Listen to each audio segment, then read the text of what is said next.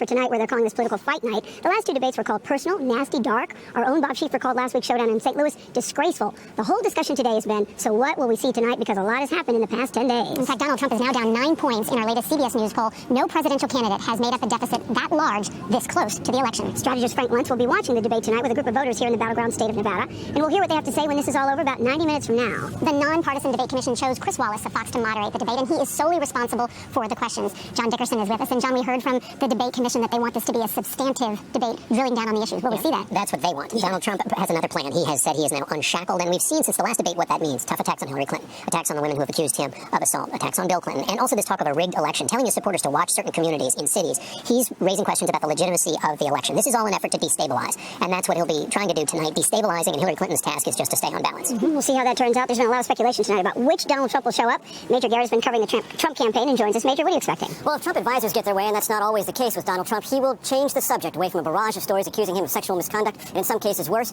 and also embrace the mantle of change, describe himself, persuasively his advisors hope, as a genuine agent of change on the economy, on security, and on special interest influence in Washington. If he can do that, Trump advisors believe he can reignite a campaign that's gone through a very tough patch. Major, thank you. Nancy Cordes covers the Clinton campaign. Nancy? Nora, Clinton's approach tonight, if it ain't broke, don't fix it. Her aides believe these debates have been the catalyst for her rise in the polls the past few weeks because she's been able to show she can stand up to Donald Trump and keep her cool when he sometimes does not. The one wild card, how does she explain the misgivings her own aides have expressed about her instincts in those hacked emails? All right, the debate is about to begin.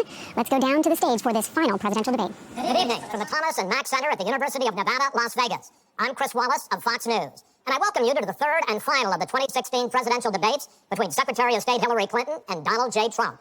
This debate is sponsored by the Commission on Presidential Debates. The Commission has designed the format, 6 roughly 15-minute segments with 2-minute answers to the first question, then open discussion for the rest of each segment. Both campaigns have agreed to those rules. For the record, I decided the topics and the questions in each topic. None of those questions has been shared with the Commission or the two candidates. The audience here in the hall has promised to remain silent. No cheers, boos, or other interruptions so we and you can focus on what the candidates have to say. No noise except right now, as we welcome the Democratic nominee for President, Secretary Clinton, and the Republican nominee for President, Mr. Trump.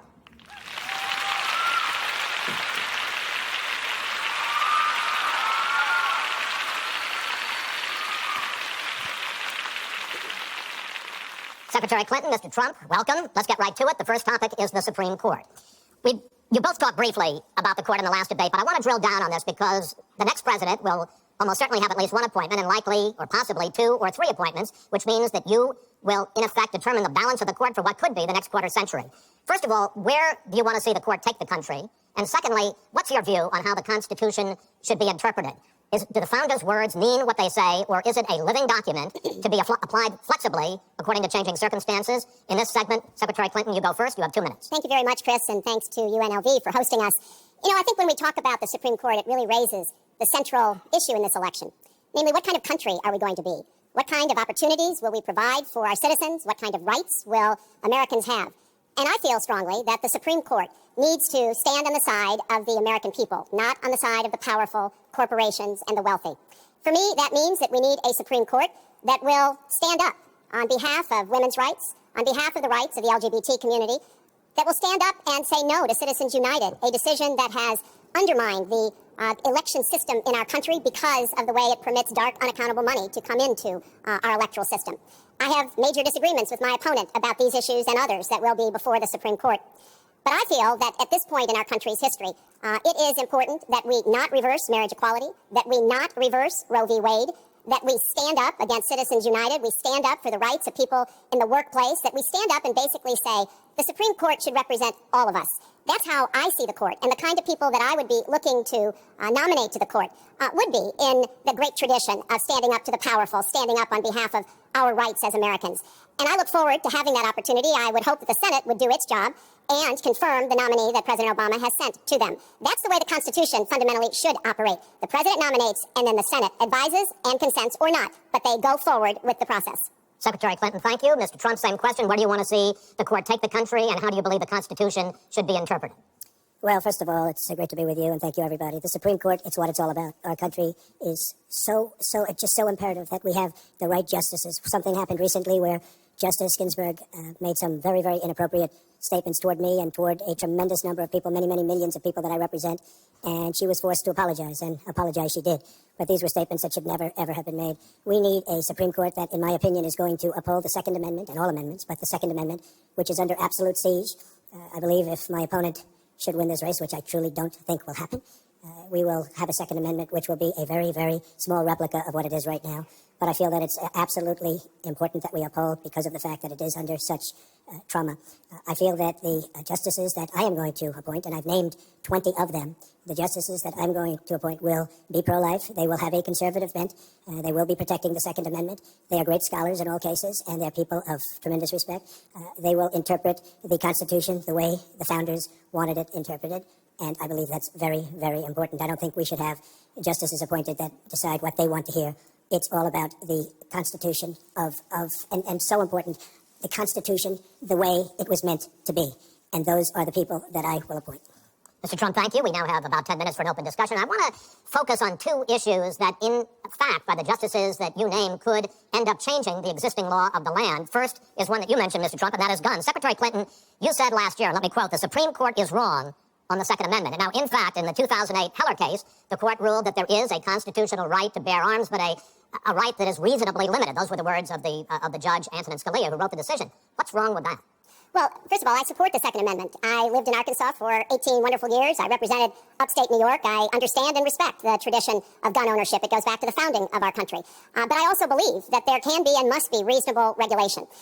Because I support the Second Amendment doesn't mean that I want people who shouldn't have guns to be able to threaten you, kill you or members of your family. And so when I think about what we need to do, we have 33,000 people a year who die from guns. I think we need comprehensive background checks. We need to close the online loophole, close the gun show loophole. There's other matters that I think are sensible, that are the kind of reforms that would make a difference, that are not in any way conflicting with the Second Amendment. You mentioned the Heller decision, and what I was saying that you referenced, Chris, was that I disagreed with the way the court applied the Second Amendment in that case, because what the District of Columbia was trying to do was to protect toddlers from guns. And so they wanted people with guns to safely store them. And the court didn't accept that reasonable regulation, but they've accepted many others. So I see no conflict between saving people's lives and defending the Second Amendment. Let me bring Mr. Trump in here. The Bipartisan Open Debate Coalition got millions of votes on questions to ask here, and this was, in fact, one of the top questions that they got. How will you ensure the Second Amendment is protected? You just heard Secretary Clinton's answer.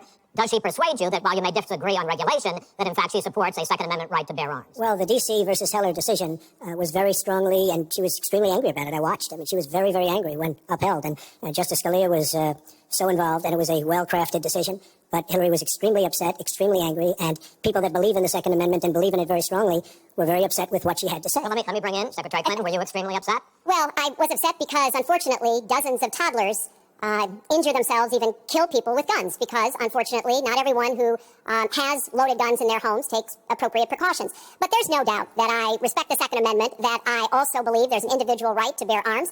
That is not in conflict with sensible, common sense regulation. And, look, I understand that Donald's been strongly supported by the NRA. The gun lobby's on his side. They're running millions of dollars of ads against me. And I regret that, because what I would like to see is for people to come together and say, of course, we're going to protect and defend the Second Amendment, but we're going to do it in a way that tries to save some of these 33,000 lives that we lose every year. Let me bring Mr. Trump back into that, because, in fact, you oppose any limits on assault weapons, any limits on high-capacity magazines. You support a national right to carry law. Why, sir? Well, let me just tell you, before we go any further, in Chicago, which has the toughest gun laws in the United States, probably you could say by far, they have more gun violence than any other city. So we have the toughest laws, and you have tremendous gun violence. I am a very strong supporter of the Second Amendment, and I don't know if Hillary was saying it in a sarcastic manner, but I'm very proud to have the endorsement of the NRA, and it's the earliest endorsement they've ever given to anybody who ran for president. So I'm very honored by all of that.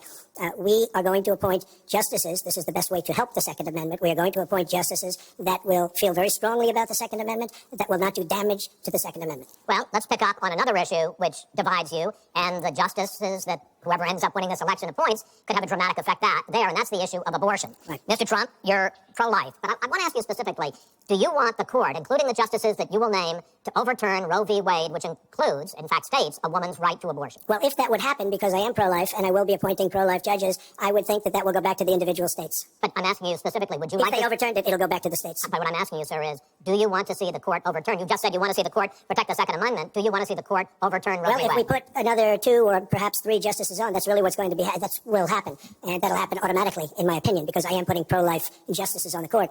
I will say this, it will go back to the states, and the states will then make a determination. Secretary Clinton? Well, I strongly support Roe v. Wade, which guarantees a constitutional right to a woman to make the most intimate, most difficult in many cases, decisions about her health care that one can imagine. And in this case, it's not only about Roe v. Wade. It is about what's happening right now in America. So many states are putting very stringent regulations on women that block them from exercising that choice, to the extent that they are defunding Planned Parenthood, which, of course, provides all kinds of cancer screenings and other benefits for women in our country. Donald has said he's in favor of defunding Planned Parenthood. He even supported shutting the government down to defund Planned Parenthood. I will defend Planned Parenthood. I will defend Roe v. Wade, and I will defend women's rights to make their own health care decisions. And we have come too far to have that turn back now. And indeed, he said women should be punished, that there should be some form of punishment for women who obtain abortions. And I could just not be more opposed to that kind of thinking. I'm going to give you a chance to respond, but I want to ask you, Secretary Clinton, I want to explore how far you believe the right to abortion goes. You have been quoted as saying that the fetus has no constitutional rights. You also voted against a ban on late-term partial birth abortions. Why? Because Roe v. Wade very clearly sets out that there can be regulations on abortion so long as the life and the health of the mother are taken into account. And when I voted as a senator, I did not think that that was the case. The kinds of cases that fall at the end of pregnancy are often the most heartbreaking, painful decisions for families to make. I have met with women who, toward the end of their pregnancy, get the worst news one could get, that their health is in jeopardy if they continue to carry to term, or that something terrible has happened or just been discovered about the pregnancy. I do not think the United States government should be stepping in and making those most personal of decisions. So you can regulate, if you are doing so, with the life and the health of the mother taken into account. Mr. Trump, your reaction, and particularly on this issue of late-term partial birth Well, abortion. I think it's terrible. If you go with what Hillary is saying, in the 9th month, you can take the baby and rip the baby out of the womb of the mother just prior to the birth of the baby. Now, you can say that that's okay, and Hillary can say that that's okay, but it's not okay with me. Because based on what she's saying and based on where she's going and where she's been, you can take the baby and rip the baby out of the womb in the 9th month, on the final day. And that's not acceptable. Well, that is not what happens in these cases, and using that kind of scare rhetoric is just terribly unfortunate. You should meet with some of the women that I've met with, women I've known over the course of my life.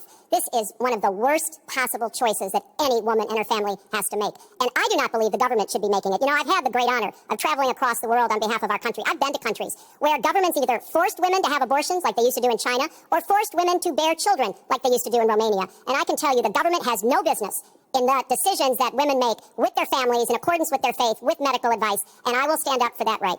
All right, but just briefly, I want to move on to another Honestly, segment. nobody has business doing what I just said, doing that as late as 1 or 2 or 3 or 4 days prior to birth. Nobody has that. All right, let's move on to the subject of immigration. And there is almost no issue that separates the two of you more than the issue of immigration. Actually, there are a lot of issues that separate the two of you. Mr. Trump, you want to build a wall. Secretary Clinton, you have offered no specific plan for how you want to secure our southern border. Mr. Trump, you are calling for major deportations. Secretary Clinton, you say that within your first 100 days as president, you're going to offer a package that includes a pathway to citizenship. The question really is, why are you right and your opponent wrong? Mr. Trump, you go first in this segment. You have 2 minutes. Well, first of all, she wants to give amnesty, which is a disaster and very unfair to all of the people that are waiting in line for many, many years. We need strong borders. In the audience tonight, we have 4 mothers of, these are unbelievable people that I've gotten to know over a period of years whose children have been killed, brutally killed by people that came into the country illegally. You have thousands of mothers and fathers and relatives all over the country. They're coming in illegally. Drugs are pouring in through the border. We have no country if we have no border. Hillary wants to give amnesty. She wants to have open borders. The border secure, as you know, the Border Patrol agents, 16,500 plus ICE last week endorsed me. First time they've ever endorsed a candidate. It means their job is tougher, but they know what's going on. They know it better than anybody. They want strong borders. They feel we have to have strong borders. I was up in New Hampshire the other day. The biggest complaint they have, it's with all of the problems going on in the world, many of the problems caused by Hillary Clinton and by Barack Obama, all of the problems, their single biggest problem is heroin that pours across our southern borders, just pouring and destroying their youth. It's poisoning the blood of their youth and plenty of other people. We have to have strong borders. We have to keep the drugs out of our country. Right now, we're getting the drugs, they're getting the cash. We need strong borders. We need we cannot give amnesty. Now, I want to build the wall. We need the wall. And the Border Patrol, ICE, they all want the wall. We stop the drugs. We shore up the border. One of my first acts will be to get all of the drug lords, all of the bad ones. We have some bad people in this country that have to go out. We're going to get them out. We're going to secure the border. And once the border is secured, at a later date, we'll make a determination as to the rest. But we have some bad hombres here, and we're going to get them out. Mr. Trump, thank you. Same question to you, Secretary Clinton. Basically, why are you right and Mr. Trump is wrong? Well, as he was talking, I was thinking about a young girl I met here in Las Vegas, Carla, who was very worried that her parents might be deported because she was born in this country, but they were not. They work hard. They do everything they can to give her a good life. And you're right. I don't want to rip families apart. I don't want to be sending parents away from children. I don't want to see the deportation force that Donald has talked about in action in our country. We have 11 million undocumented people. They have 4 million American citizen children, 15 million people. He said as recently as a few weeks ago in Phoenix that every undocumented person would be subject to deportation. Now, here's what that means. It means you would have to have a massive law enforcement presence where law enforcement officers would be going school to school, home to home, business to business, rounding up people who are undocumented. And we would then have to put them on trains, on buses to get them out of our country. I think that is an idea that is not in keeping with who we are as a nation. I think it's an idea that would rip our country apart. I have been for border security for years. I voted for border security in the United States Senate. And my comprehensive immigration reform plan, of course, includes border security. But I want to put our resources where I think they're most needed. Getting rid of any violent person, anybody who should be deported, we should deport them. When it comes to the wall that Donald talks about building, he went to Mexico. He had a meeting with the Mexican president. Didn't even raise it. He choked. And then got into a Twitter war because the Mexican president said, we're not paying for that wall. So I think we are both a nation of immigrants and we are a nation of laws, and that we can act accordingly. And that's why I'm introducing comprehensive immigration reform within the first 100 days with a path to citizenship. Thank you, Secretary Clinton. I want to follow up. I think I should respond to that. First of all, I had a very good meeting with the president of Mexico. Very nice man. We will be doing very much better with Mexico on trade deals, believe me. The NAFTA deal signed by her husband is one of the worst deals ever made of any kind, signed by anybody. It's a disaster. Hillary Clinton wanted the wall. Hillary Clinton fought for the wall in 2006 or thereabouts. Now, she never gets anything done, so naturally the wall wasn't built. But Hillary Clinton wanted the wall. Well, let me, we are a country of laws. And by the way, I'd like to hear from. I'd like to hear from Secretary Clinton. I voted for border security, and there are some limited places where that was appropriate. There also is necessarily going to be new technology and how best to deploy that. But it is clear when you look at what Donald has been proposing, he started his campaign bashing immigrants, calling Mexican immigrants rapists and criminals and drug dealers, that he has a very different view about what we should do to deal with immigrants. Now, what I am also arguing is that bringing undocumented immigrants out from the shadows, putting them into the formal economy will be good because then employers can't exploit them and undercut Americans' wages. And Donald knows a lot about this. He used undocumented labor to build the Trump Tower. He underpaid undocumented workers, and when they complained, he basically said what a lot of employers do. You complain, I'll get you deported. I want to get everybody out of the shadows, get the economy working, and not let employers like Donald exploit undocumented workers, which hurts them but also hurts American workers. Mr. Trump. President Obama has moved millions of people out. Nobody knows about it. Nobody talks about it. But under Obama, millions of people have been moved out of this country. They've been deported. She doesn't want to say that, but that's what's happened. And that's what's happened big league. As far as moving these people out and moving, we either have a country or we don't. We're a country of laws. We either have a border or we don't. Now, you can come back in and you can become a citizen, but it's very unfair. We have millions of people that did it the right way. They're online. They're waiting. We're going to speed up the process big league because it's very inefficient. But they're online and they're waiting to become citizens. Very unfair that somebody runs across the border, becomes a citizen. Under her plan, you have open borders. You would have a disaster on trade and you will have a disaster with your open borders. But what she doesn't say is that President Obama has deported millions and millions of people just the way Secretary Clinton, we will not have open borders. Well, that is a rank mischaracterization. We will have secure borders, but we will also have reform. And this used to be a bipartisan issue. Ronald Reagan was the last president to sign immigration reform, and George W. Bush supported it as well. Secretary Clinton, I want to clear up your position on this issue because in a speech you gave to a Brazilian bank for which you were paid $225,000, we've learned from the WikiLeaks that you said this, and I want to quote, "My dream is a hemispheric common market with open trade and open borders." So that's the question.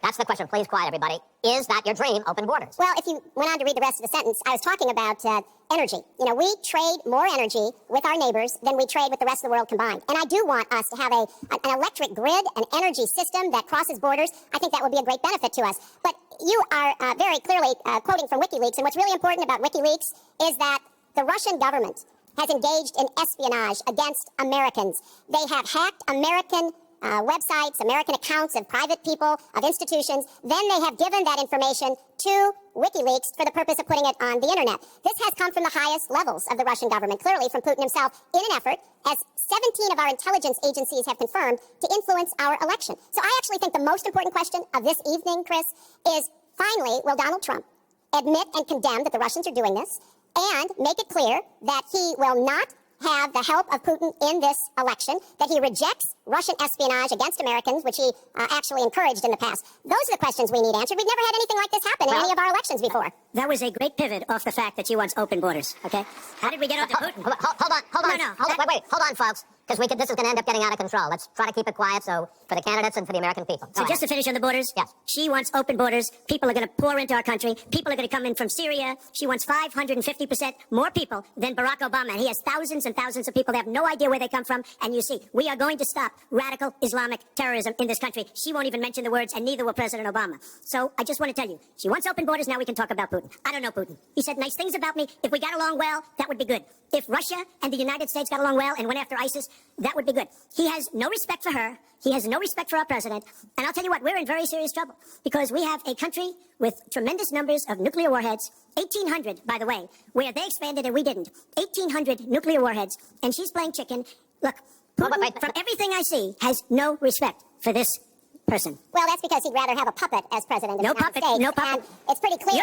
It's pretty clear you won't admit that the Russians have engaged in cyber attacks against the United States of America, that you encouraged espionage against our people, that you are willing to spout the Putin line, sign up for his wish list, break up NATO, do whatever he wants to do, and that you continue to get help from him because he has a very clear favorite in this race. So I think that this is such an unprecedented situation. We've never had a foreign government trying to interfere in our election. We have 17 intelligence agencies, civilian and military, who have all concluded that these espionage attacks, these cyber attacks, come from the highest levels of the Kremlin, and they are designed to influence our election. I find that deeply disturbing, and I think it's... She has no idea whether it's Russia, China, or anybody else. I am not quoting myself. No idea. I am quoting Hillary, you have no idea. 17 intelligence... You doubt 17 our country has no idea. Civilian agencies? Well, yeah, I doubt it. Vladimir Putin than the military and civilian intelligence professionals who are sworn to protect us. I find that just absolutely... She doesn't like Putin because Putin has outsmarted her at every step of the way. Excuse me. Putin has outsmarted her in Syria. He's outsmarted her every step of the way. I do get to ask some questions. Yes, and I would like to ask you this direct question. The top national security officials of this country do believe that Russia has been behind these hacks. Even if you don't know for sure whether they are, do you condemn any interference by Russia in the American election? By Russia or anybody else? You condemn their interference? Of course I condemn. Of course I can. I don't know Putin. I have no idea. I never met Putin. This is not my best friend. But if the United States got along with Russia, wouldn't be so bad. Let me tell you, Putin has outsmarted her and Obama at every single step of the way. Whether it's Syria, no, you name it, missiles. Take a look at the startup that they signed. The Russians have said, according to many, many reports, I can't believe they allowed us to do this. They create warheads, and we can't. The Russians can't believe it. She has been outsmarted by Putin, and all you have to do is look at the Middle East. They've taken over. We've spent $6 trillion. They've taken over the Middle East. She has been outsmarted and outplayed worse than anybody I've ever seen in any government whatsoever. We're a long way away from immigration, but I'm going to let you finish this topic. You got about 45 seconds. Yeah, and she always will be. I find it ironic that he's raising nuclear weapons. This is a person who has been very cavalier, even casual, about the use of nuclear weapons. He's advocated more countries getting them, Japan, Korea, even Saudi Arabia. He said, well, if we have them, why don't we use them, which I think is terrifying. But here's the deal. The bottom line on nuclear weapons is that when the president gives the order, it must be followed. There's about 4 minutes between the order being given and the people responsible for launching nuclear weapons to do so. And that's why 10 people who have had that awesome responsibility have come out and in an unprecedented way said they would not trust Donald Trump with the nuclear codes or to have his finger on the nuclear button. I have 200 generals and admirals, 21 endorsing me, 21 Congressional Medal of Honor recipients. As far as Japan and other countries, we are being ripped off by everybody in the world. We're defending other countries. We are spending a fortune doing it. They have the bargain of the century. All I said is we have to renegotiate these agreements because our country cannot afford to defend Saudi Arabia, Japan, Germany, South Korea, and many other places. We cannot continue to afford. She took that as saying nuclear weapons. Look, she's been proven to be a liar on so many different ways. This is just another lie. Well, I'm just quoting you. When there's no quote. You're not going to find a quote from me. Nuclear competition in Asia, you said, go ahead, enjoy yourselves, folks. That kind and defend of language, yourselves. And defend yourselves. I didn't say nuclear. And defend yourself. The United States has kept the peace through our alliances. Donald wants to tear up our alliances. I think it makes the world safer, and frankly, it makes the United States safer. I would work with our allies in Asia, in Europe, in the Middle East, and elsewhere. That's the only way we're going to be able to keep peace. We are going to move on to the next topic, which is the economy, and I hope we handle that as well as we did immigration. You also have very different ideas about how to get the economy growing faster. Secretary Clinton, in your plan, government plays a big role. You see more government spending, more entitlements, more tax credits, more tax penalties. Mr. Trump, you want to get government out with lower taxes and less regulation. Yes. We're going to drill down into this a little bit more, but in this overview, please explain to me why you believe that your plan will create more jobs and growth for this country and your opponent's plan will not. In this round, you go first, Secretary Clinton. Well, I think when the middle class thrives, America thrives. And so my plan is based on growing the economy, giving middle class families many more opportunities. I want us to have the biggest jobs program since World War II, jobs in infrastructure and advanced manufacturing. I think we can compete with high-wage countries, and I believe we should. New jobs and clean energy, not only to fight climate change, which is a serious problem, but to create new opportunities and new businesses. I want us to do more to help small business. That's where 2/3 of the new jobs are going to come from. I want us to raise the national minimum wage because people who live in poverty should not, who work full-time should not still be in poverty. And I sure do want to make sure women get equal pay for the work we do.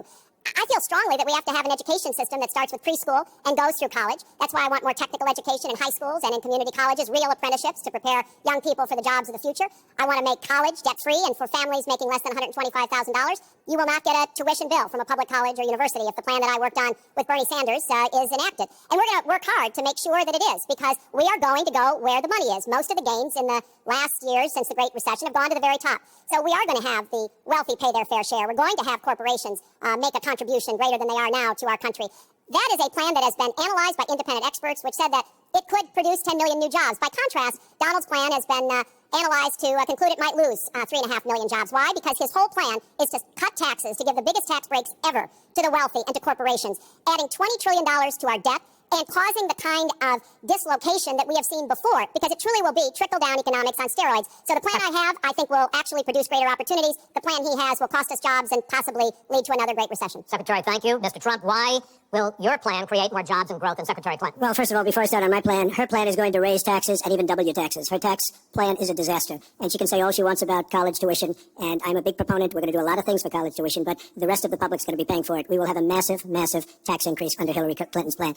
But I'd like to start off where we left, because when I said Japan and Germany, and I'm not to single them out, but South Korea, these are very rich, powerful countries. Saudi Arabia, nothing but money. We protect Saudi Arabia.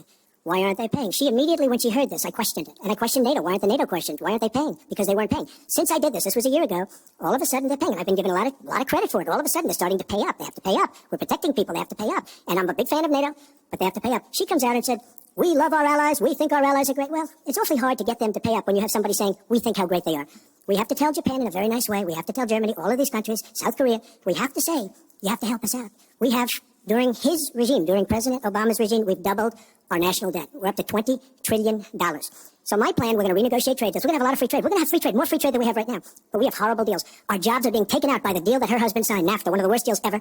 Our jobs are being sucked out of our economy. You look at all of the places that I just left. You go to Pennsylvania, you go to Ohio, you go to Florida, you go to any of them. You go upstate New York. Our jobs have fled to Mexico and other places. We're bringing our jobs back. I am going to renegotiate NAFTA. And if I can't make a great deal, then we're going to terminate NAFTA and we're going to create new deals. We're going to have trade. But we're going to terminate it. We're going to make a great trade deal. And if we can't, we're going to do it. We're going to go a separate way, because it has been a disaster. We're going to cut taxes massively. We're going to cut business taxes massively. They're going to start hiring people. We're going to bring the $2.5 trillion that's offshore back into the country. We are going to start the engine rolling again, because right now our country is dying at 1% GDP. Well, let me translate that if I can, Chris, because You can't. the fact is he's going to advocate for the largest tax cuts we've ever seen, 3 times more than the tax cuts under the Bush administration. I have said repeatedly throughout this campaign, I will not raise taxes on anyone making $250,000 or less. I also will not add a penny to the debt. I have costed out what I'm going to do. He will, through his massive tax cuts, add $20 trillion to the debt. Well, he mentioned the debt. We know how to get control of the debt. When my husband was president, we went from a $300 billion deficit to a $200 billion surplus, and we were actually on the path to eliminating the national debt. When President Obama came into office, he inherited the worst economic disaster since the Great Depression. He has cut the deficit by 2/3. So, yes, one of the ways you go after the debt, one of the ways you create jobs is by investing in people. So I do have investments in new jobs, investments in education, skill training, and the opportunities for people to get ahead and stay ahead. That's the kind of approach that will work. Cutting taxes on the wealthy, we've tried that. It has not worked the way that it has been. Secretary Clinton, I want to pursue your plan, because in many ways it is similar to the Obama stimulus plan in 2009, which has led to the slowest GDP growth since 1949. Correct. Thank you, sir. You told me in July when we spoke that the problem is that President Obama didn't get to do enough in what he was trying to do with the stimulus. So is your plan basically even more of the Obama stimulus? Well, it's a combination, Chris. And let me say that when you inherit the level of economic catastrophe that President Obama inherited, it was a real touch-and-go situation. I was in the Senate before I became Secretary of State. I've never seen people as physically distraught as the Bush administration team was because of what was happening to the economy. I personally believe that the steps that President Obama took saved the economy. He doesn't get the credit he deserves for taking some very hard positions. But it was a terrible recession. So now we've dug ourselves out of it. We're standing, but we're not yet running. So what I am proposing is that we invest from the middle out and the ground up, not the top down. That is not going to work. That's why what I have put forward doesn't add a penny to the debt, but it is the kind of approach that will enable more people to take those new jobs, higher paying jobs. We're beginning to see some increase in incomes, and we certainly have had a long string of increasing jobs. We've got to do more to get the whole economy moving, and that's what I believe I will be able to do. Mr. Trump, even conservative economists who have looked at your plan say that the numbers don't add up, that your idea, and you've talked about 25 million jobs created, 4% Over a 10-year period. growth, is unrealistic. And they say, you talk a lot about growing the energy industry, they say with oil prices as low as they are right now, that's unrealistic as well. Your response? So I just left some high representatives of India. They're growing at 8%. China is growing at 7%, and that for them is a catastrophically low number.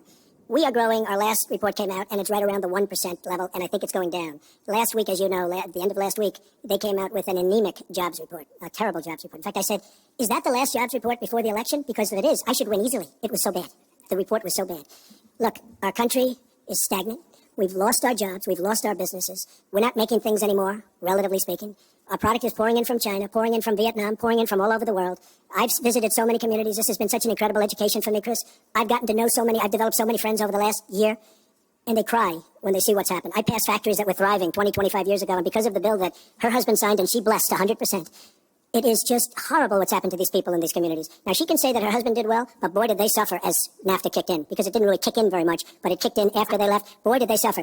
That was one of the worst things that's ever been signed by our country. Now she wants to sign Trans-Pacific Partnership, and she wants it. She lied when she said she didn't call it the gold standard in one of the debates. She totally lied. She did call it the gold standard, and they actually fact-checked, and they said I was right. I want to give you a chance to briefly speak to that, and I want to pivot to 1/6 And that of would the be as economy. bad as This is Obamacare, but go ahead. Well, briefly. First, let me say, number one, when I saw the final agreement for TPP, I said I was against it. It didn't meet my test. I've had the same test. Does it create jobs, raise incomes, and further our national security? I'm against it now. I'll be against it after the election. I'll be against it when I'm president. There's only one of us on this stage who's actually shipped jobs to Mexico, because that's Donald. He's shipped jobs to 12 countries, including Mexico. But he mentioned China. And, one of the biggest problems we have with China is the illegal dumping of steel and aluminum into our markets. I have fought against that as a senator. I've stood up against it as Secretary of State. Donald has bought Chinese steel and aluminum. In fact, the Trump Hotel right here in Las Vegas was made with Chinese steel. So he goes around with crocodile tears about how terrible it is, but he has given jobs to Chinese steel workers, not American steel workers. Trump? That's the kind of approach that is just not going to work. We're going to pull the country together. We're going to have trade agreements that we enforce. That's why I'm going to have a trade prosecutor for the first time in history. And we're going to enforce those agreements. And we're going to look for businesses to help us by buying American products. I ask a simple question. She's been doing this for 30 years. Why the hell didn't you do it over the last 15, 20 years? You were very much involved. Excuse me. My turn. You were very much involved in every aspect of this country. Very much. And you do have experience. I'd say the one thing you have over me is experience, but it's bad experience, because what you've done has turned out badly. For 30 years, you've been in a position to help. And if you say that I use steel or I use something else, I make it impossible for me to do that. I wouldn't mind. The problem is you talk, but you don't get anything done, Hillary. You don't. Just like when you ran the State Department, $6 billion was missing. How do you miss $6 billion? You ran the State Department. $6 billion was either stolen. They don't know. It's gone. $6 billion. If you become president, this country is going to be in some mess, believe me. Well, first of all, what he just said about the State Department is not only untrue, it's been debunked numerous times. But I think it's really an important issue. He raised the 30 years of experience. So let me just talk briefly about that. Back in the 1970s, I worked for the Children's Defense Fund, and I was taking on discrimination against African-American kids in schools.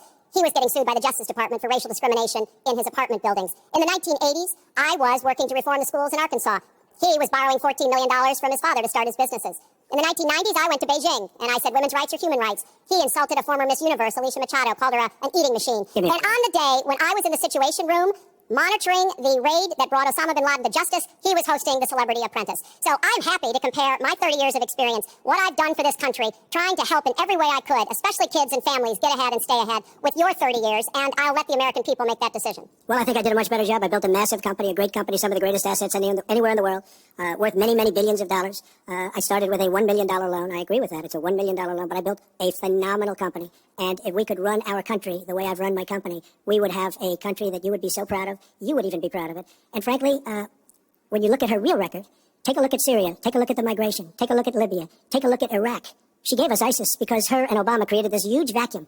And a small group came out of that huge vacuum because we should have never been in Iraq, but once we were there, we should have never got out the way they wanted to get out. She gave us ISIS as sure as you are sitting there. And what happened is now ISIS is in 32 countries. And now I listen how she's going to get rid of ISIS.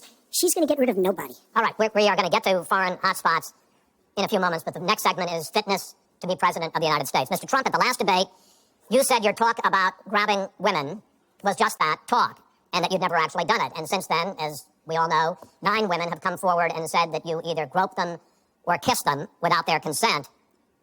Why would so many different women from so many different circumstances over so many different years, why would they all in this last couple of weeks make up, you deny this, why would they all make up these stories? And since this is a question for both of you, Secretary Clinton, Mr. Trump says what your husband did and that you defended was even worse. Mr. Trump, you go first. Well, first of all, those stories have been largely debunked.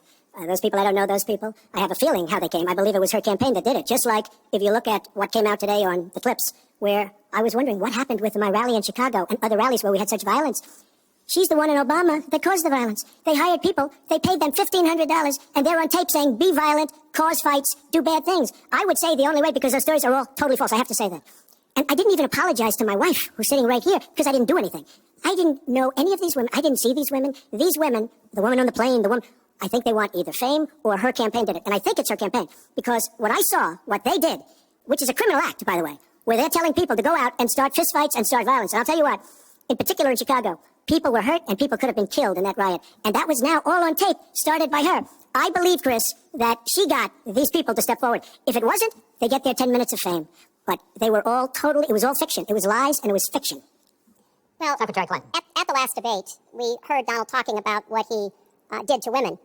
And after that, a number of women have come forward saying that's exactly what he did to them. Now, what was his response? Well, he held a number of big rallies where he said that he could not possibly have done those things to those women because they were not attractive enough for them to be assaulted. I did not say that. In fact, he went on to say... Her 2 minutes, sir, her 2 minutes. But did not say that. It's her 2 minutes. He went on to say, look at her. I don't think so. About another woman, he said, that wouldn't be my first choice. He attacked the woman reporter writing the story, called her disgusting, as he has called a number of women during this campaign. Donald thinks belittling women makes him bigger. He goes after their dignity, their self-worth, and I don't think there is a woman anywhere who doesn't know what that feels like. So we now know what Donald thinks and what he says and how he acts toward women. That's who Donald is. I think it's really up to all of us to demonstrate who we are and who our country is, and to stand up and be very clear about what we expect from our next president, how we want to bring our country together, where we don't want to have the kind of pitting of people one against the other, where instead we celebrate our diversity, we lift people up, and we make our country even greater. America is great because America is good. And it really is up to all of us to make that true now and in the future, and particularly for our children and our grandchildren. Mr. Trump. Nobody has more respect for women than I do. Nobody. Nobody has more respect. Please, everybody. And frankly, those stories have been largely debunked. And I really want to just talk about something slightly different. She mentions this, which is all fiction, all fictionalized. Probably or possibly started by her and her very sleazy campaign. But I will tell you, what isn't fictionalized are her emails, where she destroyed 33,000 emails criminally, after getting a subpoena from the United States Congress. What happened to the FBI? I don't know. We have a great general, 4-star general, today, you read it in all the papers, going to potentially serve 5 years in jail for lying to the FBI. One lie. She's lied hundreds of times to the people, to Congress, and to the FBI. He's going to probably go to jail. This is a 4-star general. And she gets away with it, and she can run for the presidency of the United States. That's really what you should be talking about, not fiction, where somebody wants fame or where they come out of her crooked campaign. Secretary Clinton. Well, every time Donald is pushed on something, which is obviously uncomfortable, like what these women are saying, he immediately goes to denying responsibility. And it's not just about women. He never apologizes or says he's sorry for anything. So we know what he has said and what he's done to women. But he also went after a disabled reporter, mocked and mimicked him on national television. He went after Mr. and Mrs. Khan, the parents of a young man who died serving our country, a Gold Star family because of their religion. He went after John McCain, a prisoner of war, said he prefers people who aren't captured. He went after a federal judge, born in Indiana, but who Donald said couldn't be trusted to try the fraud and racketeering case against Trump University because his parents were Mexican. So it's not one thing. This is a pattern of divisiveness, of a very dark and, in many ways, dangerous vision of our country, where he incites violence, where he applauds people who are pushing and pulling and punching at his rallies. That is not who America is. And I hope that as we move in the last weeks of this campaign, more and more people will understand what's at stake in this election. It really does come down to what kind of country we are going to have. So sad when she talks about violence at my rallies, and she caused the violence. It's on tape. The other things are false, but honestly, I'd love to talk about getting rid of ISIS, and I'd love to talk about other things. Okay. But those other charges, as she knows, are false. In this bucket about fitness to be president, there's been a lot of developments over the last 10 days since the last debate. I'd like to ask you about them. These are questions that the American people have. Secretary Clinton, during your 2009 Senate confirmation hearing, you promised to avoid even the appearance of a conflict of interest with your dealing with the Clinton Foundation while you were Secretary of State. But emails show that donors got special access to you. Those seeking grants for Haiti relief were considered separately from non-donors, and some of those donors got government contracts, taxpayer money. Can you really say that you kept your pledge to that Senate committee? And why isn't what happened and what went on between you and the Clinton Foundation, why isn't it what Mr. Trump calls pay to play? Well, everything I did as Secretary of State was in furtherance of our country's interests and our values. The State Department has said that. I think that's been proven. But I am happy. In fact, I'm thrilled to talk about the Clinton Foundation because it is a world-renowned charity, and I am so proud of the work that it does. You know, I could talk for the rest of the debate. I know I don't have the time to do that. But just briefly, the Clinton Foundation made it possible for 11 million people around the world with HIV/AIDS to afford treatment, and that's about half of all the people in the world who are getting treatment. In partnership with the American Health Association, we have made environments in schools healthier for kids, including healthier respectfully, this is an open discussion. Well, it is an open discussion. I understand, and the specific question went to pay for play. Do you want to talk about that? But there is no evidence, but there is a lot of evidence about the very good work and it's a criminal enterprise, and so many people know it. It's a criminal enterprise. Saudi Arabia giving $25 million, Qatar, all of these countries. You talk about women and women's rights. So these are people that push gays off buildings. These are people that kill women and treat women horribly, and yet you take their money. So I'd like to ask you right now, why don't you give back the money that you've taken from certain countries that treat certain groups of people so horribly? Why don't you give back the money? I think it would be a great gesture, because she takes a tremendous amount of money, and you take a look at the people of Haiti. I was at a little Haiti the other day in Florida, and I want to tell you, they hate the Clintons, because what's happened in Haiti with the Clinton Foundation is a disgrace. And you know it, and they know it, and everybody knows Secretary it. Well, very quickly, we at the Clinton Foundation spend 90% of all the money that is donated on behalf of programs of people around the world and in our own country. I'm very proud of that. We have the highest rating from the watchdogs that follow foundations, and I'd be happy to compare what we do with the Trump Foundation, which took money from other people and bought a 6-foot portrait of Donald. I mean, who does that? It just was astonishing. But when it comes to Haiti, Haiti is the poorest country in our hemisphere. The earthquake and the hurricanes, it has devastated Haiti. Bill and I have been involved in trying to help Haiti for many years. The Clinton Foundation raised $30 million to help Haiti after the catastrophic earthquake and all of the terrible problems the people there had. We've done things to help small businesses, agriculture, and so much else. And we're going to keep working to help Haiti because it's an important part of the American They don't want you to help them anymore. I'd like to mention one thing. Trump Foundation, small foundation. People contribute. I contribute. The money goes 100%. 100% goes to different charities, including a lot of military.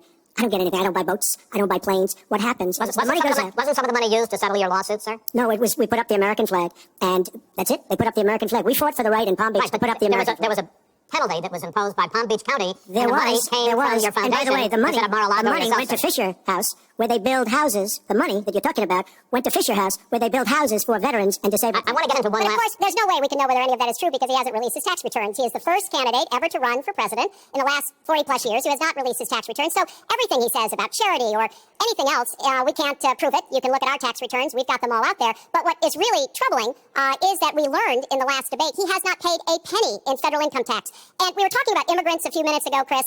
You know, half of all immigrants, undocumented immigrants in our country, actually pay federal income tax. So we have undocumented immigrants in America who are paying more federal income tax than a billionaire. I find that let me just tell you very simply. We're entitled, because of the laws that people like her pass, to take massive amounts of depreciation and other charges, and we do it. And all of her donors, just about all of them. I know Buffett took hundreds of millions of dollars. George Soros, took hundreds of millions of dollars. Let me just explain. All of her donors, most of her donors have done the same thing as I did. Okay. And you know what you should have done? And you know, Hillary, what you should have done? You should have changed the law when you were a United States Senator. If you don't like it. Because your donors and your special interests are doing the same thing as I do, except even more so. You should have changed the law, but you won't change the law because you've taken so much money. I mean, I sat in my apartment today in a very beautiful hotel down the street, known as Made with Chinese steel. But I will tell you, I sat there watching ad after ad after ad, false ad, all paid for by your friends on Wall Street that gave so much money because they know you're going to protect them. And frankly, you should have changed the laws. If you don't like what I did, you should have changed the laws. Mr. Trump, I want to ask you about one last question in this topic. You have been warning at rallies recently that this election is rigged and that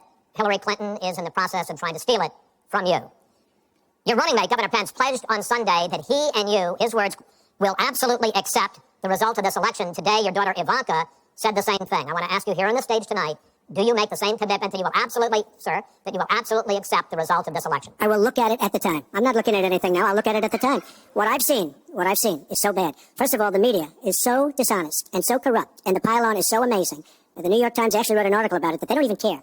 It's so dishonest, and they poisoned the minds of the voters. But unfortunately for them, I think the voters are seeing through it. I think they're going to see through it. We'll find out on November 8th, but I think they're going to see through it. But, sir, Excuse me, Chris, if you look at your voter rolls, you will see millions of people that are registered to vote. Millions. This isn't coming from me. This is coming from Pew Report and other places. Millions of people that are registered to vote that shouldn't be registered to vote. So, let me just give you one other thing. So I talk about the corrupt media. I talk about the millions of people. Tell you one other thing. She shouldn't be allowed to run. She's guilty of a very, very serious crime. She should not be allowed to run. And just in that respect, I say it's rigged. Because she should never have been allowed to run for the presidency based on what she did with emails and so many other things. But, sir, there is a tradition in this country. In fact, one of the prides of this country is the peaceful transition of power, and that no matter how hard fought a campaign is, that at the end of the campaign, that the loser concedes to the winner. Not saying that you're necessarily going to be the loser or the winner, but that the loser concedes to the winner, and that the country comes together in part for the good of the country. Are you saying you're not prepared now to commit to that principle? What I'm saying is that I will tell you at the time. I'll keep you in suspense. Well, okay? Chris, let me respond to that because that's horrifying. You know, every time Donald thinks things are not going in his direction, he claims whatever it is rigged against him. The FBI conducted a year-long investigation into my emails. They concluded there was no case. He said the FBI was rigged. He lost the Iowa caucus. He lost the Wisconsin primary. He said the Republican primary was rigged against him. Then Trump University gets sued for fraud and racketeering. He claims the court system and the federal judge is rigged against him. There was even a time when he didn't get an Emmy for his TV program 3 years in a row, and he started tweeting that the Emmys were rigged against him. Should have gotten it. This is a mindset. This is how Donald thinks. And it's funny, but it's also really troubling. Okay. Now, that is not the way our democracy works. We've been around for 240 years. We've had free and fair elections. We've accepted the outcomes when we may not have liked them. And that is what must be expected of anyone standing on a debate stage during a general election. You know, President Obama said the other day, when you're whining before the game is even finished, it just shows you're not up to doing the job. And let's be clear about what he is saying and what that means. He is denigrating, he's talking down our democracy. And I, for one, am appalled that somebody who is the nominee of one of our two major parties would take that kind of position. I think what the FBI did and what the Department of Justice did, including meeting with her husband, the Attorney General, in the back of an airplane on the tarmac in Arizona, I think it's disgraceful. I think it's a disgrace. All right. I think we've never had a situation so bad. Hold on, folks. This doesn't do any good for anyone. Let's please continue the debate, and let's move on to the subject of foreign hotspots. The Iraqi offensive to take back Mosul has begun. If they are successful in pushing ISIS out of that city and out of all of Iraq, the question then becomes, what happens the day after? And that's something that whoever of you ends up as president is going to have to confront. Will you put U.S. troops into that vacuum to make sure that ISIS doesn't come back or isn't replaced by something even worse? Secretary Clinton, you go first in this segment. You have 2 minutes. Well, I am encouraged that there is an effort led by the Iraqi army, supported by Kurdish forces, and also given the help and advice from the number of special forces and other Americans on the ground. But I will not support putting American soldiers into Iraq as an occupying force. I don't think that is in our interest, and I don't think that would be smart to do. In fact, Chris, I think that would be a big red flag waving for ISIS to reconstitute itself. The goal here is to take back Mosul. It's going to be a hard fight. I've got no illusions about that. And then continue to press into Syria to begin to take back and move on Raqqa, which is the ISIS headquarters. I am hopeful that the hard work that American military advisors have done will pay off, and that we will see a really successful military operation. But we know we've got lots of work to do. Syria will remain a hotbed of terrorism as long as the civil war, aided and abetted by the Iranians and the Russians, continue. So I have said, look, we need to keep our eye on ISIS. That's why I want to have an intelligence surge that protects us here at home, why we have to go after them from the air, on the ground, online, why we have to make sure here at home we don't let terrorists buy weapons. If you're too dangerous to fly, you're too dangerous to buy a gun. And I'm going to continue to push for a no-fly zone and safe havens within Syria, not only to help protect the Syrians and prevent the constant outflow of refugees, but to frankly gain some leverage on both the Syrian government and the Russians so that perhaps we can have the kind of serious negotiation necessary to bring the conflict to an end and go forward on a political track.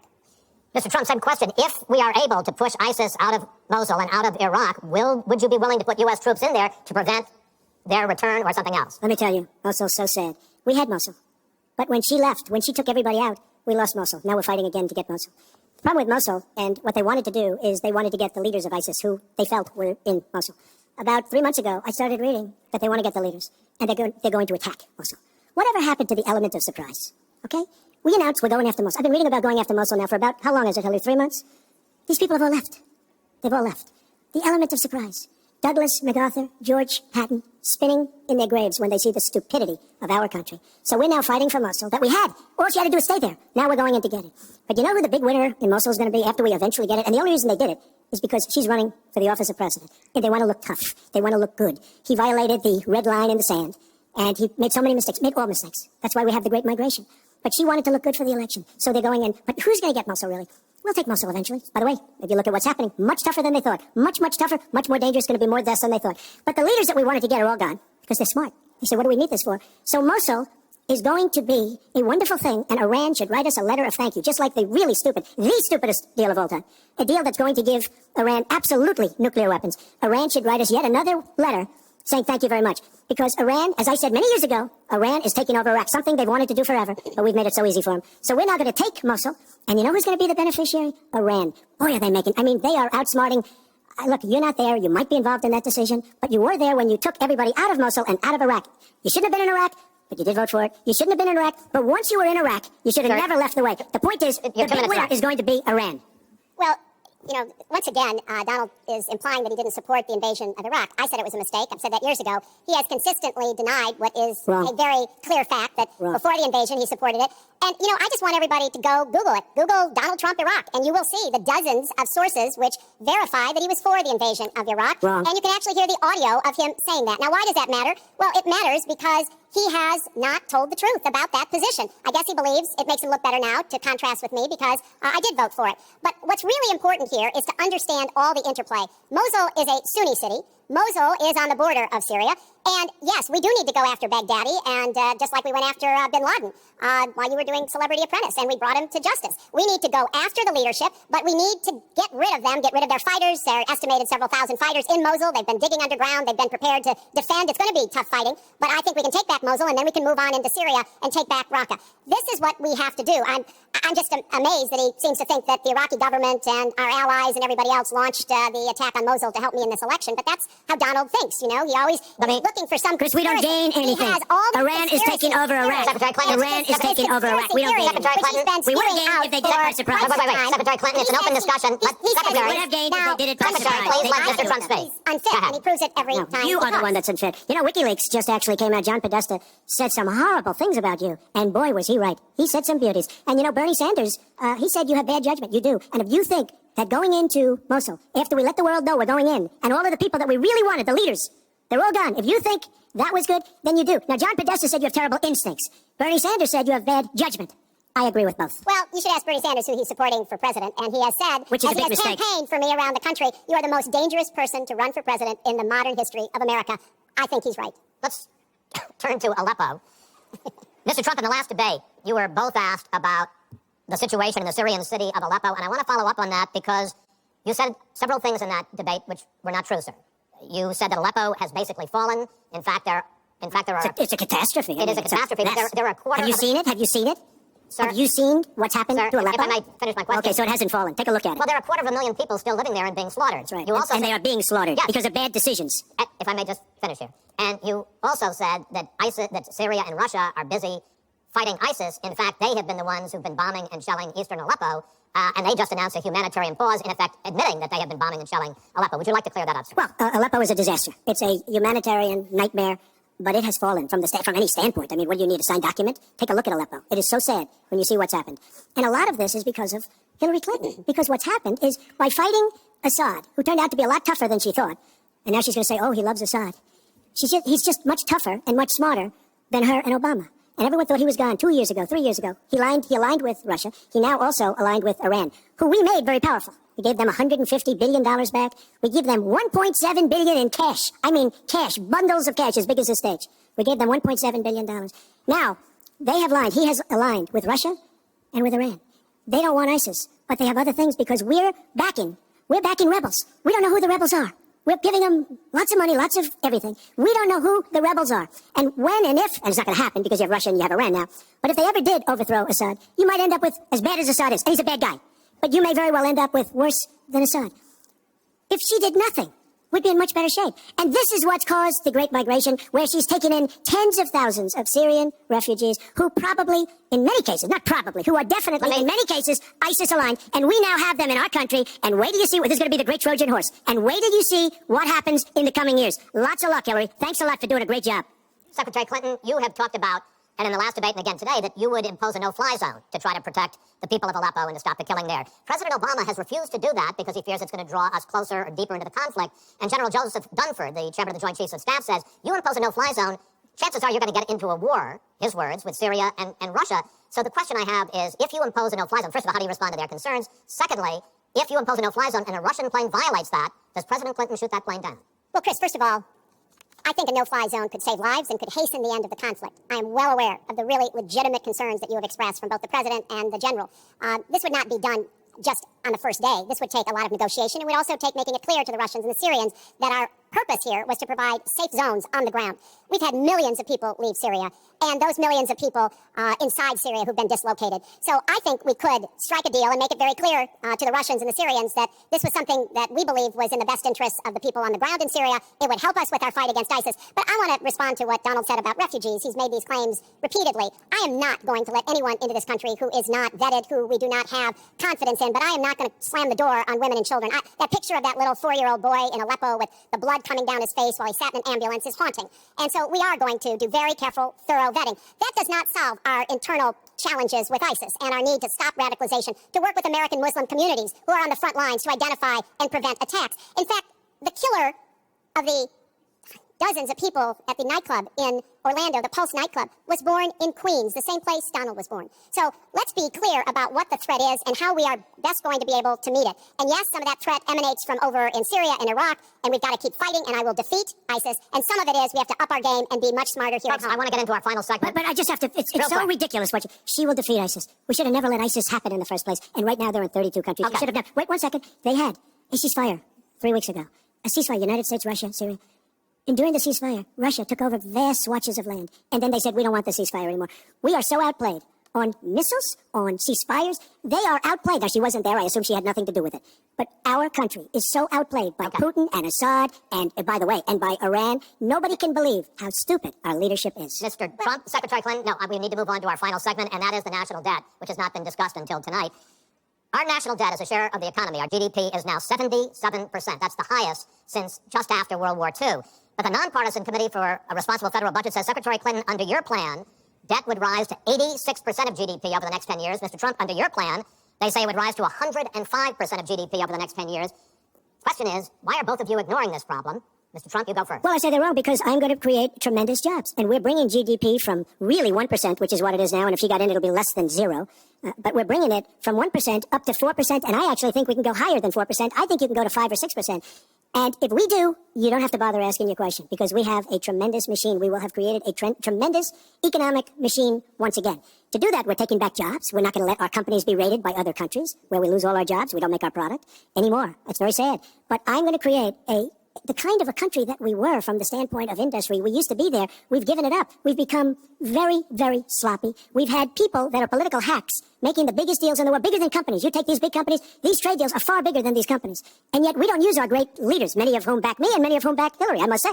But we don't use those people. Those are the people, these are the greatest negotiators in the world. We're the greatest business people in the world. We have to use them to negotiate our trade deals. We use political hacks. We use people that get the position because they made a campaign contribution. And they're dealing with China and people that are very much smarter than they are. So we have to use our great people. But with that being said, we will create an economic machine, the likes of which we haven't seen in many decades. And people, Chris, will again go back to work, and they'll make a lot of money, and we'll have companies that will grow and expand and start from new. Secretary Clinton. Well, first, when I hear Donald talk like that and know that his slogan is Make America Great Again, I wonder when he thought America was great.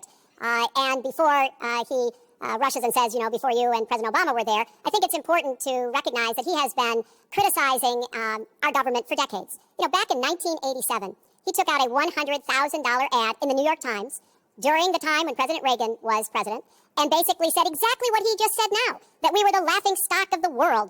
He was criticizing President Reagan. This is the way Donald thinks about himself, puts himself into, the middle and says, I alone can fix it, as he said on the convention stage. But if you look at the debt, which is the issue you asked about, Chris, I pay for everything I'm proposing. I do not add a penny to the national debt. I take that very seriously because I do think it's one of the issues we've got to come to grips with. So when I talk about how we're going to pay for education, how we're going to invest in infrastructure, how we're going to get the cost of prescription drugs down, and a lot of the other issues that people talk to me about all the time, I've made it very clear. We are going where the money is. We are going to ask the wealthy and corporations to pay their fair share. And there is no evidence whatsoever that that will slow down or diminish our growth. In fact, I think just the opposite. We'll have what economists call middle-out growth. We've got to get back to rebuilding the middle class, the families of America. That's where growth will come from. That's why I want to invest in you. I want to invest in your family. And I think that's the smartest way to grow the economy, to make the economy fairer. And we just have a big disagreement about this. It may be because of our experiences. You know, he started off with his dad as a millionaire. I started off with my dad as a small businessman. We've heard this before. I think it's, you know, it's a difference that affects how we see the world and what we want to do with the economy. Time. Thank you, Hillary. Could I just respond? Well, no. Because I did disagree with Ronald Reagan very strongly on trade. I disagreed with him. We should have been much tougher on trade even then. I've been waiting for years. Nobody does it right. And frankly, now we're going to do it right. All right. The one last area I want to get into with you in this debate is the fact that the biggest driver of our debt is entitlements, which is 60% of all federal spending. Now, the Committee for Responsible Federal Budget has looked at both of your plans, and they say neither of you has a serious plan that is going to solve the fact that Medicare is going to run out of money in the 2020s, Social Security is going to run out of money in the 2030s, and at that time, recipients are going to take huge cuts in their benefits. So, in effect, the final question I want to ask you in this regard is, and let me start with you, Mr. Trump, would President Trump make a deal to save Medicare and Social Security that included both tax increases and benefit cuts, in effect, a grand bargain on entitlements? I'm cutting taxes. We're going to grow the economy. It's going to grow at a record rate. But that's not going to help on entitlements. It's going to totally help you. And one thing we have to do, repeal and replace the disaster known as Obamacare. It's destroying our country. It's destroying our businesses, our small business, and our big businesses. We have to repeal and replace Obamacare. You take a look at the kind of numbers that will cost us in the year 17. It is a disaster. If we don't repeal and replace, now it's probably going to die of its own weight. But Obamacare has to go. The premiums are going up 60, 70, 80%. Next year, they're going to go up over 100%. And I'm really glad that the premiums have started. At least the people see what's happening because she wants to keep Obamacare and she wants to make it even worse. And it can't get any worse. Bad health care at the most expensive price. We have to repeal and replace Obamacare. And Secretary Clinton, same question, because at this point, Social Security and Medicare are going to run out. The trust funds are going to run out of money. Will you, as president, will you consider a grand bargain, a deal that includes both tax increases and benefit cuts to try to save both programs? Well, Chris, I am on record as saying that we need to put more money in the Social Security Trust Fund. That's part of my commitment to raise taxes on the wealthy. My Social Security payroll contribution will go up, as will Donald's, assuming he can't figure out how to get out of it. But what we want to do is to replenish the Social Security Trust Fund by making sure that we have sufficient resources. And that will come from either raising the cap and or finding other ways to get more money into it. I will not cut benefits. I want to enhance benefits for low-income workers and for women who have been disadvantaged by the current Social Security system. But what Donald is proposing with these massive tax cuts will result in a $20 trillion additional national debt. That will have dire consequences for Social Security and Medicare. And I'll say something about the Affordable Care Act, which he wants to repeal. The Affordable Care Act extended the solvency of the Medicare Trust Fund. So if he repeals it, our Medicare problem gets worse. What we need to do is go after the long-term health care drivers. We've got to get costs down, increase value, emphasize wellness. I have a plan for doing that, and I think that we will be able to get entitlement spending under control with more resources and smarter decisions. This is the final time, probably to both of your delight, that you're going to be on stage together in this campaign.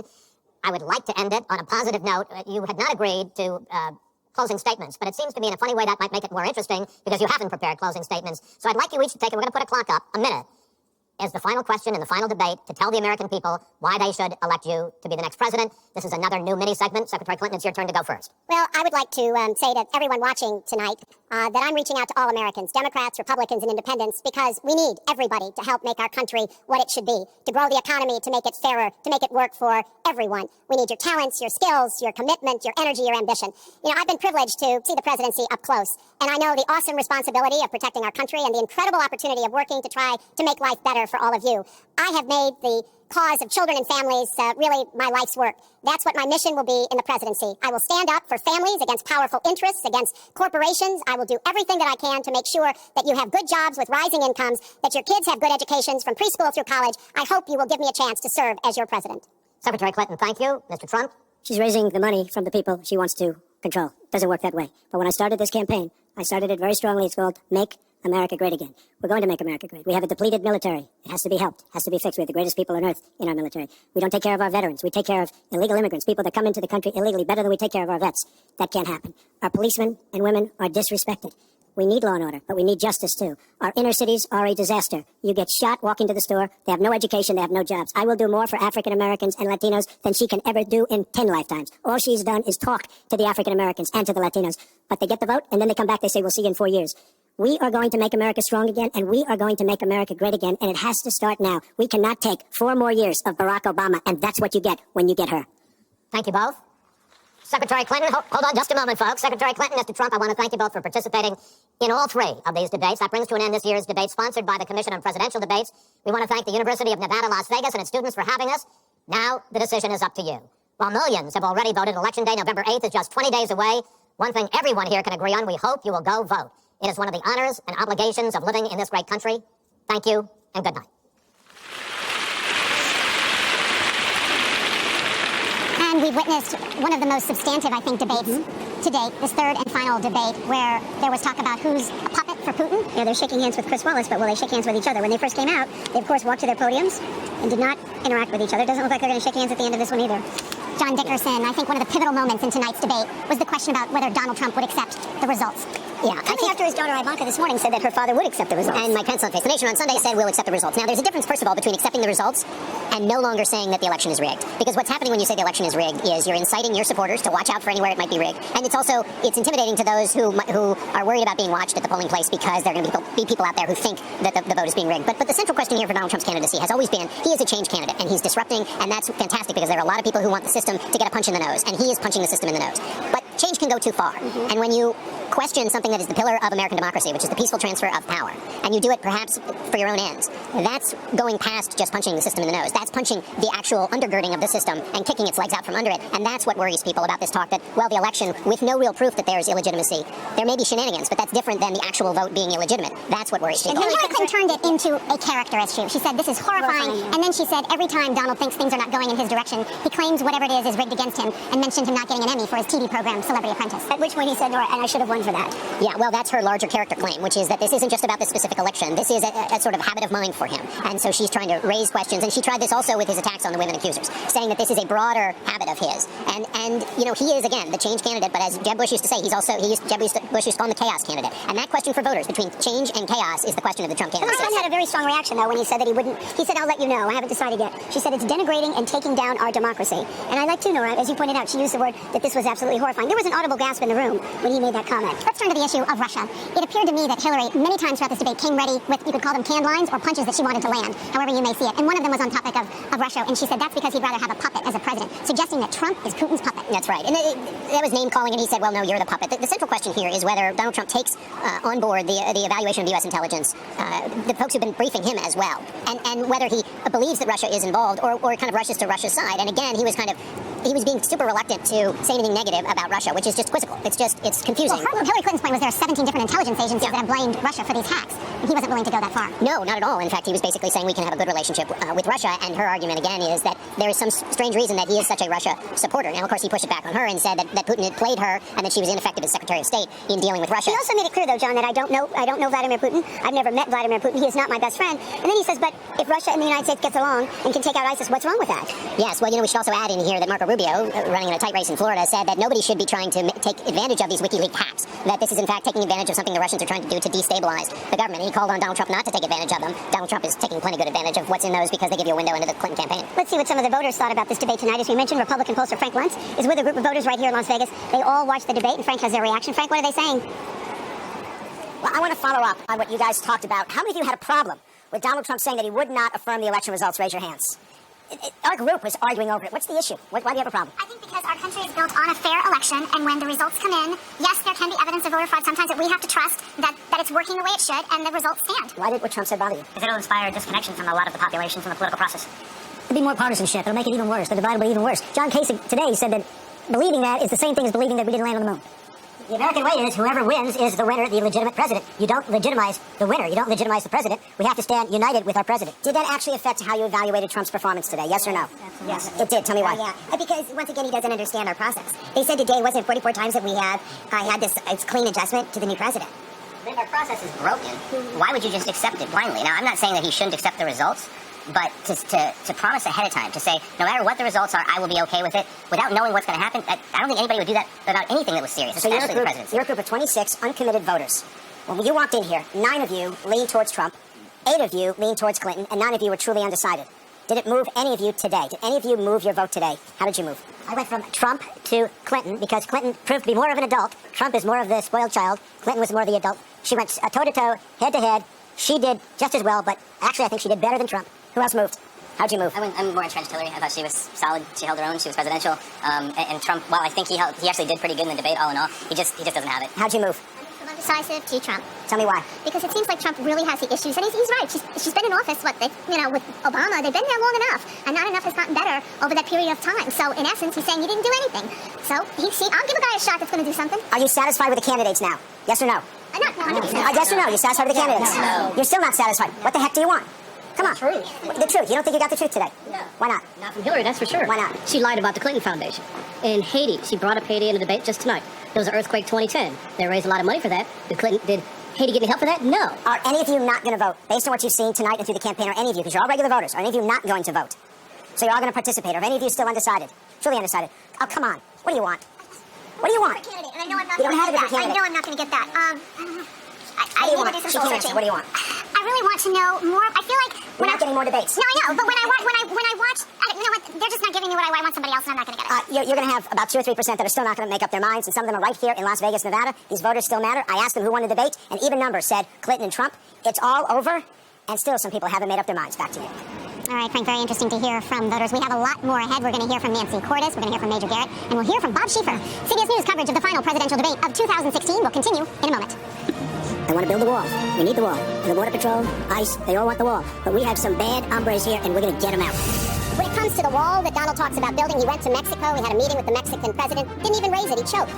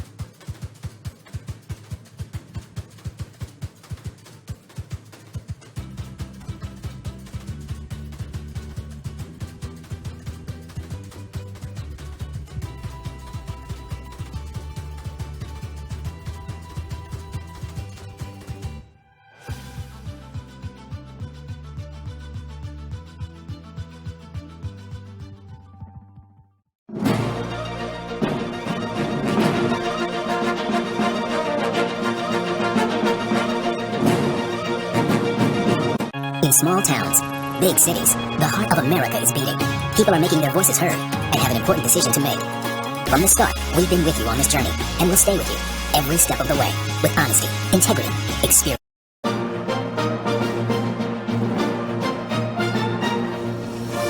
One of the biggest reactions in the room tonight was when Bill Clinton said, "No one has more respect for women than I do." That got a big reaction in the room this evening, and Hillary Clinton had plenty to say in response to that. Let's take a spin over to Spin Alley. Nancy Cordes is there. She covers the Clinton campaign. Nancy?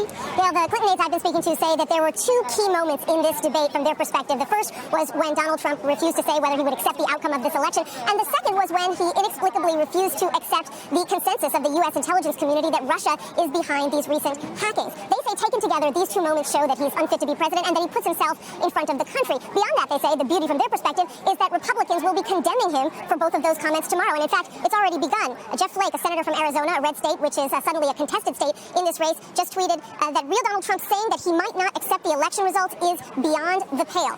the toughest moment for Hillary Clinton in this campaign, Republicans will say, was in the debate tonight when she was asked about the Clinton Foundation and whether donors got special access to her State Department, something that has pretty clearly been demonstrated to be the case. She very quickly said that there's no proof of that and pivoted to talking about all of the great things that the Clinton Foundation does. And Republicans say it just looked like she was ducking the question. All right, Nancy Cordes there. Major Garrett, you've been covering the Trump campaign. What have you learned tonight? Well, the Trump campaign has already begun to marshal a defense about this growing consensus that Trump would not accept the election, which is what he said, but they're pushing back to say he only meant sight unseen, that he's leaving open the option of reviewing the results and the underlying efficacy of the election itself, not saying he wouldn't accept a result that was valid. That's the Trump campaign pushback, and they know, because this has been the subject of tremendous internal conversation within the Trump campaign, where to place him on this question. And what they've said is Trump has moved from where he was just a couple of days ago, saying the entire thing is being rigged and being rigged right now, to saying I'll at least evaluate it when I see it. From the Trump campaign's internal perspective, at least, that's movement in a positive direction. It may not be viewed that way by other Republicans or by the public at large, but internally with the Trump world, they're saying he's moved to a place that is defensible and in line with American presidential history.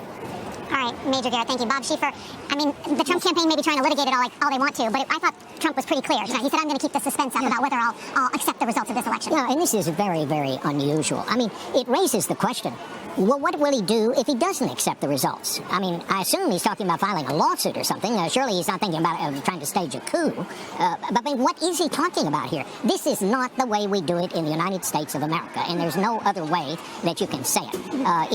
It's dangerous to be talking that way, because it threatens and raises questions about the very foundations of what this nation is about. We have peaceful transfers of power in this country, and to somehow to suggest that we're not going to do it that way, I mean, what is he talking about? That his campaign is putting out now, Bob, because back to your point, Nora, it seemed that he was making a very clear statement, and already they're putting another spin on it. Well, you got to say something. Yeah, Because this goes to temperament, which has always been the big question for Donald Trump. Does he, when he gets in a pinch or when things aren't going his way, what is his habit? How does he respond? And that's always been the big question, and this goes right to that question. And it raises those questions that have been raised about his candidacy all along. We're going to talk about the Supreme Court questions as well, but quickly on the topic of women, because Chris Wallace, who did an excellent job tonight, said these 9 women have come up and said that you groped them. How could all of them, in his words, say, be making up this story? And he blamed them on Hillary Clinton bringing them out. Hillary Clinton pivoted, didn't answer again. She didn't answer the question, which was about her husband. She ducked that just as much as she ducked the question about the Clinton Foundation. But she did this twice, where she took an individual incident and said this is a pattern of his. He went after a disabled reporter. He went after a judge for his Mexican heritage, and that this is a pattern, again, channeling back to that temperament point. He blamed the campaign, Nora, but he also said all of those women have been debunked, which is not actually the case. Yes. Is not the case. And he also, by the way, said he didn't talk about their appearance, which he also in fact did. Yeah, I think one of the stronger lines that she had clearly prepared for tonight was Donald thinks belittling women makes him bigger. You know, I would just say we're going to have to take a break. Hold that thought, Bob. We're going to take a break. We'll resume talking to Bob Schieffer. The CBS News coverage of the final presidential debate will continue right after these messages.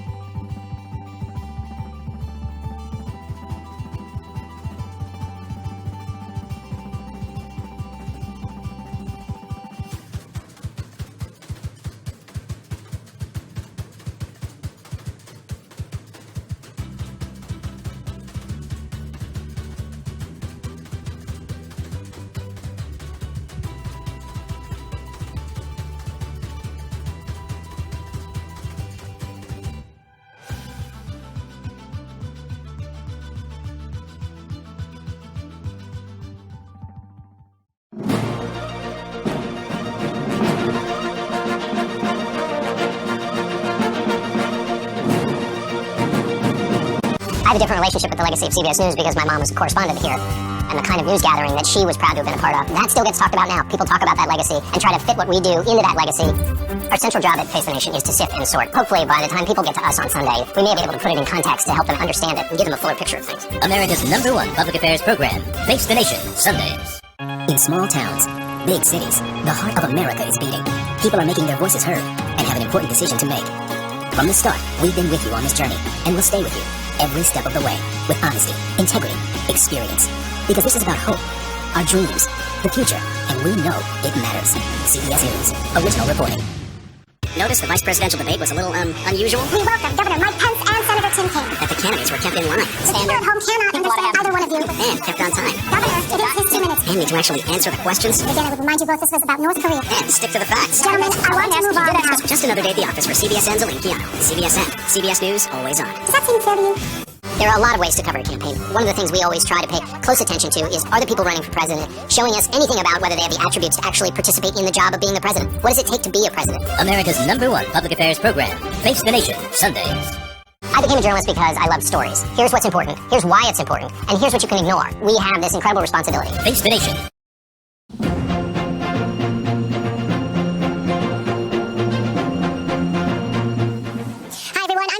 Live from the spin room at the third and final presidential debate here at the University of Nevada in Las Vegas. What began as a measured policy-focused debate